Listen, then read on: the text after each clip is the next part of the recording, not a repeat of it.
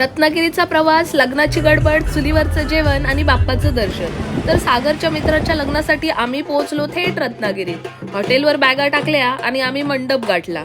तिथे बायकांची चुलीवरची लगबग बघून एकदमच भारी वाटलं. पोटभर नाश्ता केला आणि आम्ही पळालो गणपतीपुळेला.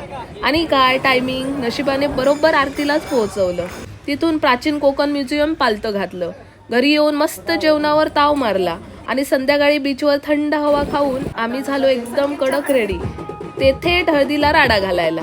हा सगळा धुरळा एकाच दिवसात कसा झाला हे बघायचंय तर माझा फुल व्लॉग नक्की बघा. झाली तयारी?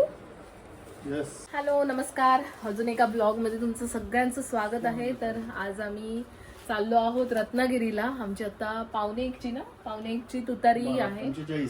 LTD मडगाव म्हणजेच तुतारी नाही, तुतारी 12:05.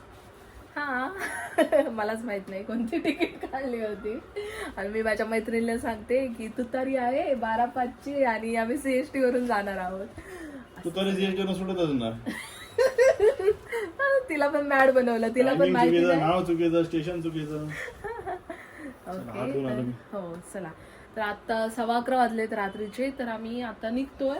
सगळ्या बॅगा वगैरे भरल्यात. आम्ही इकडे सागरनी फटाके वगैरे घेतलेत आणि आम्ही इथून बँड्राला जातोय. मग तिथून आम्ही कॅब करून LTTला जाणार आणि मग उद्या सकाळी रत्नागिरी. तर आम्ही आता निघतोय. चला बाय बाय. मी निघते बाय बाय म्हणते. ए बघ, पडद्यांना हात पुसताना अजिबात नाही पुसायचा. नाही, पडद्याला हात पुसायचे नाही. तर सगळ्या झाडांना पाणी वगैरे घातले कारण 2 दिवस नसणार. त्याच्यामुळे माझ्या झाडांना पाणी वगैरे घालून सगळं बंद केलं. चला आता आम्ही निघतो. बाय. आम्ही आता आलोय बँड्रा कॉलनीमध्ये, जिथे आधी सागर राहायचे. आणि इकडे ना मला यायला खूप आवडतं. म्हणजे छान वाटतं, असं एक आपलेपणा. आमच्या कणकवलीसारखं वाटतं इथे गाव. आम्ही आता वरती जाणार आहोत. सागरचे सर वगैरे आणि सागरचे कलिग आता इथेच आहेत. तर इथून आम्ही टॅक्सी करून मग आम्ही स्टेशनला जाणार आहोत. तर बँड्रावरून कॅब करून आम्ही पोहोचलो LTTला. तर इथे सागरच्या ऑफिसमधली सगळी मंडळी गोळा होणार होती. तर आमच्या आधीच सगळी मंडळी तिथे आली होती. आम्हीच लेट पोहोचलो. तर आम्ही सकाळीच 6:30 वाजता रत्नागिरी स्टेशनला पोहोचलो. तर आम्हाला न्यायला गाडी 7 वाजता आली होती. मग गाडीत वगैरे बसलो आम्ही आणि मग आम्ही निघालो मालगुंडला जायला. गणपतीपुळे, आरेवारे बीच आणि ही खाडी अशी सुंदर दृश्य बघत आम्ही कधी नवरदेवाच्या घरी पोहोचलो समजलंच नाही. मग आम्ही पटापट आमचे बोजा खाली केले आणि मग आम्ही निघालो हॉटेलवर जायला, जिथे आमची राहण्याची सोय केली होती. सागरची मित्रमंडळी आणि संपूर्ण स्टाफ आमच्या सगळ्यांची एकाच ठिकाणी राहण्याची सोय केलेली होती. मग आम्ही सगळ्यांनी चेक इन केलं आणि आपापल्या रूमचा ताबा घेतला. आम्ही आता रूम मध्ये हो चेक इन तर केलं आहे. आल्या आल्या सागरनी AC लावली आहे. कुठेतरी ट्रिपवर असेल बघ. तर काय बोलू. आहे आमचा व्ह्यू. नंतर तुम्हाला देते रूम टूर. किती वाजले? 8:30 वाजले. 8 वाजता आम्ही पोहोचलो. तर बघू आता पुढचा काय प्लॅन आहे. आज तर फिरायचाच प्लॅन आहे. आम्ही दिवसभर फिरणार आहोत. कुठे कुठे फिरवतोय मी तुम्हाला दाखवेनच. चला आता आम्ही फ्रेश वगैरे होतो, थोडा आराम करतोय. बाय. हॅलो, झाली अलिबाग? तरी म्हणते अलिबागचं भूत उतरलं नाही सागर. कपडे अलिबागचे घातले म्हणून काय. आता आम्ही तयारी करून फिरायला जातोय. बघू आता कुठे उडून फिरतोय. पण आम्ही गणपतीपुळ्याचं जे मंदिर आहे तिथे तर आम्ही जाणार आहोत. ते प्लॅन फिक्स आहेच आमचं. काय आलं?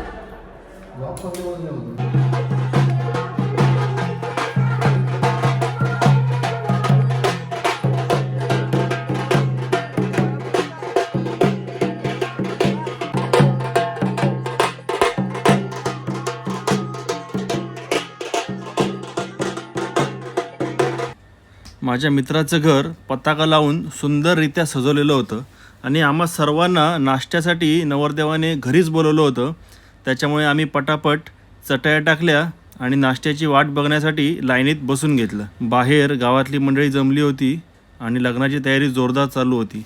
नाश्ता येईपर्यंत आमचं एक छोटंसं फोटो सेशन होऊन गेलं.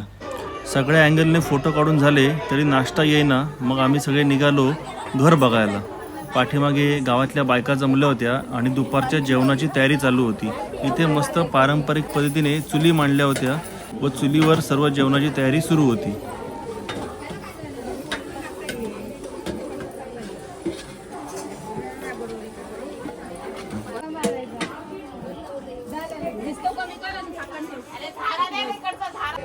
त्यानंतर मस्त गरम गरम पोहे आणि चहा खाऊन झाल्यानंतर आम्ही घरातल्या सर्वांची विचारपूस केली आणि निघालो गणपतीपुळ्यासाठी.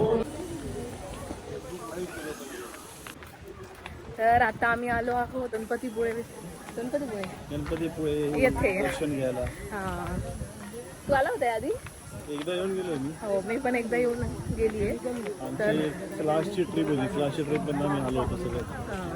तर त्यांच्या लग्नाच्या निमित्ताने आज आमचा इथे येण्याचा योग आला. सगळीजण आहेत, मजा येते खूप. मोठा ग्रुप आहे. हो, पाठी 7-8 आहेत, पुढे 7-8 आहेत. चला पटकन दर्शन घेतो आम्ही, मग भेटू पुढच्या स्टॉपला. संपूर्ण दिवसाचे नियोजन करून आम्ही बाहेर पडलो होतो. त्यामुळे आम्ही ज्यावेळी गणपतीपुळ्याला पोहोचलो त्यावेळी गर्दी तुलनेने कमी होती. लाईन पटापट पुढे सरकत होती आणि सगळ्यात महत्त्वाचं म्हणजे आम्ही ज्यावेळी गेलो त्यावेळी मंदिर बंद करणार असते, कारण दुपारची आरती सुरू होणार असते. त्यामुळे पटापट घाई करून सगळेजण लवकरात लवकर दर्शन व्हावे म्हणून पुढे पुढे सरकत होते. आणि आमचं नशीब एवढं सुंदर होतं की आम्ही बरोबर आरतीच्या वेळेला गाभाऱ्यामध्ये हजर होतो.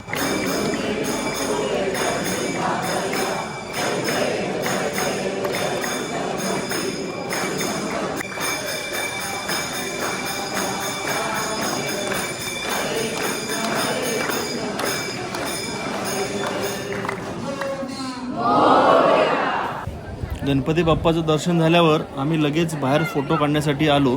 तसं तर मनात खूप इच्छा होती वेगवेगळ्या पोजमध्ये फोटो काढायची, पण इथे ऊन एवढं जास्त होतं की आम्हाला जास्त वेळ एका जागी उभंसुद्धा राहता येत नव्हतं. मग आम्ही 1-2 ग्रुप फोटो व वैयक्तिक फोटो काढले व निघालो. छान दर्शन झालं आमचं. आम्ही लाईनमध्ये उभे होतो आणि तेवढ्यातच 12 वाजले होते आणि आरतीची वेळ झाली होती. मस्त आरती मिळाली आम्हाला. हा, एकदम परफेक्ट टाईमवर. मग आरती वगैरे, प्रसाद वगैरे घेतला. आता आम्ही पुढे जातोय. ते प्राचीन कोकण म्हणून आहे, म्युझियम आहे ना. तर ते बघायला आता आम्ही जातोय. मंदिराच्या बाहेर पडलो तर आमचे सबस्क्रायबर मिळाले. तर रोजच्या प्रमाणे सागरलाच बघितलं त्यांनी पहिलं. सगळे सबस्क्रायबर असंच सांगितलं, आम्ही ना सागरला बघितलं, नंतर मी दिसते त्यांना. तू उंच आहेस ना म्हणून दिसतोस, कळलं. आम्ही बुटकी आहे ना म्हणून मी लगेच दिसत नाही, मग त्यांना मी दिसते. तर त्या साताऱ्याच्या होत्या. मग भेटलो, बरं वाटलं भेटून. चला, खूप ऊन लागते.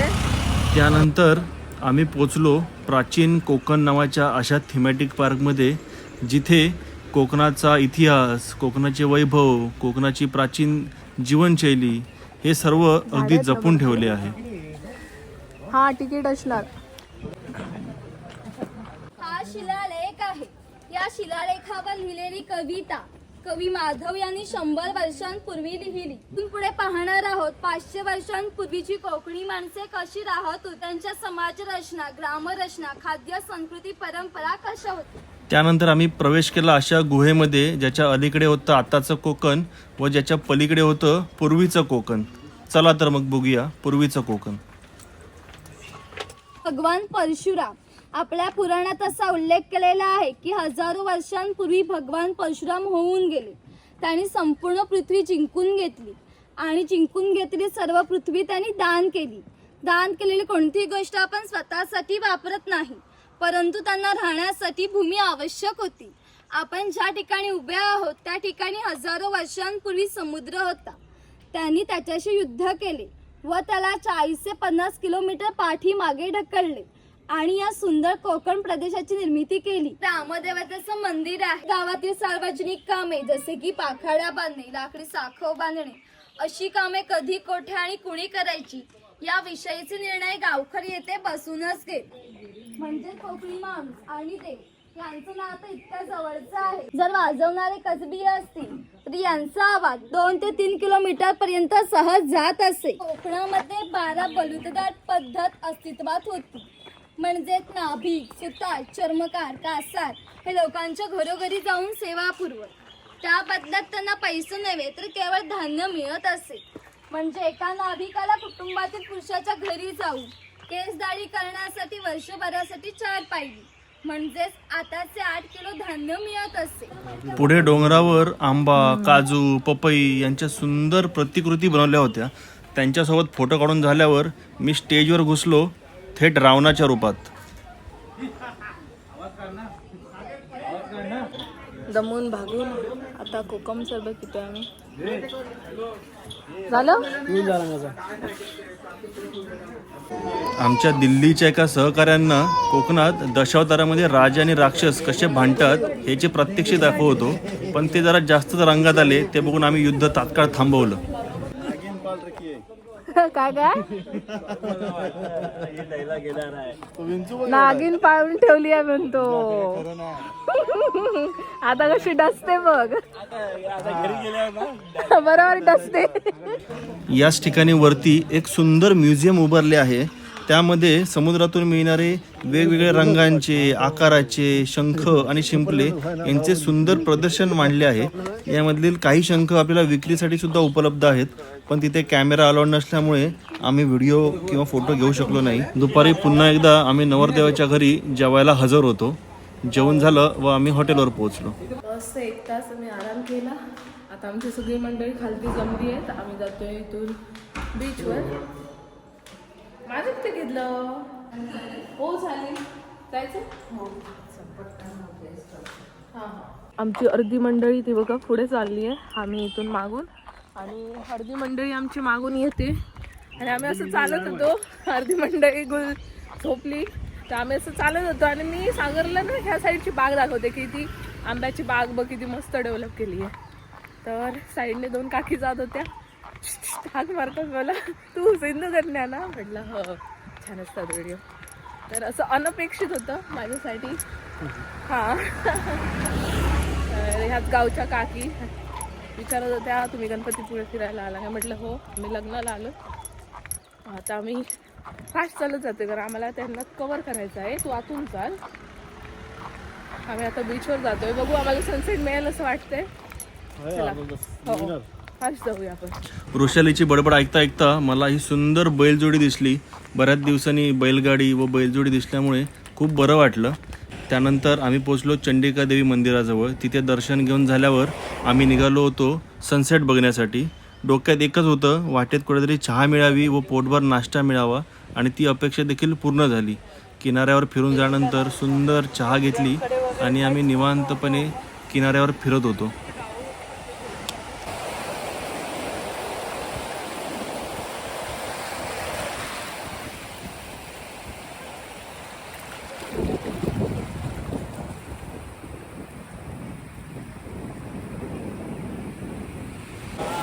तर हे आहेत आमचे महागुरू श्री दुफारे सर. समुद्र बघून झाल्यावर ते लगेच या समुद्राच्या पाण्यामध्येच ध्यान धारणेला बसले. त्यांचे दर्शन घेऊन आम्ही सर्वजण निघालो मॅगी खाण्यासाठी.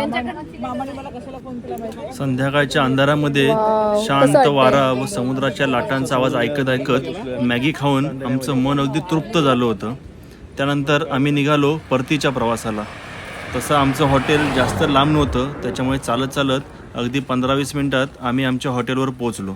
आज आमच्या मित्राची हळद होती, त्यामुळे आम्ही लगेच तयारीला लागलो. बीचवरून आता आम्ही आलो आमच्या रूमवर. आता तयारी करून लाईट लावू लगेच. तयारी करून आता आम्ही निघणार हळदीसाठी. पटापट तयारी करायची. अर्ध्या तासात हळद सुरू होणार. हाय आमची तयारी झाली आहे. आम्ही हळदीसाठी रेडी झालो आहोत. आता आम्ही जाते संकेतच्या हळदीला. चलो.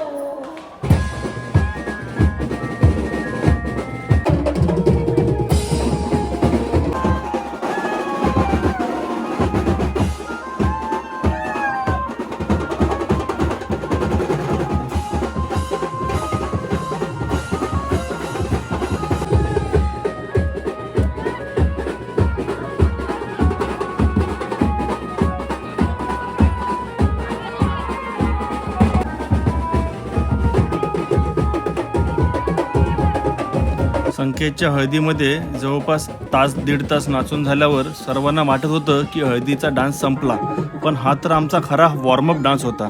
यानंतर आमचा सुरू झाला खरा धिंगाणा. तो पाहू आपण आमच्या शॉर्टमध्ये.